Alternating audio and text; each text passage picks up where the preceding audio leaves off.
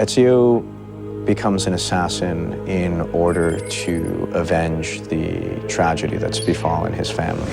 People that are very close to him are taken from him, and he's been branded a traitor and a criminal. The city guards who once respected him now hunt him, and the very people that claimed they would help him in his time of need have now turned against him. Right after this event happens, he finds that mercenaries, prostitutes, and thieves are not the people that he should be fearing, but actually are the most trustworthy people. What was important for me when we built the world of Assassin's Creed 2 is that you felt that you were part of one group of individuals. So we said, let's use the underworld, and so that's your family. The three factions that we have are thieves, courtesans, and mercenaries, which will all help you either distract, elude, or literally beat up your enemies. The faction leaders will be met along the path in Assassin's Creed, and they will be asking you a couple of things to help them as they're helping you. So it's sort of a mutual trade-off between the two. A lot of people will end up helping Ezio. There's his uncle Mario that he hasn't seen many years that will help him tone his fighting skills.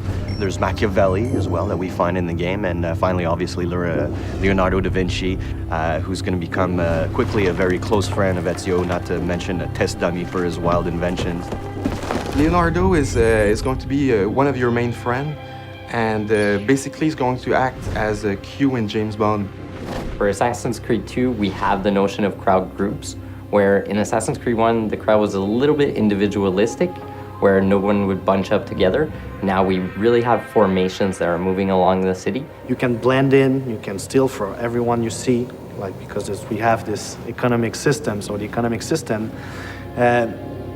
gave us the opportunity to use the crowd differently than in Assassin's Creed 1. Banking came up just a few years previous to the time period that Assassin's Creed 2 is set. Some of the most prominent Italian families actually went into banking.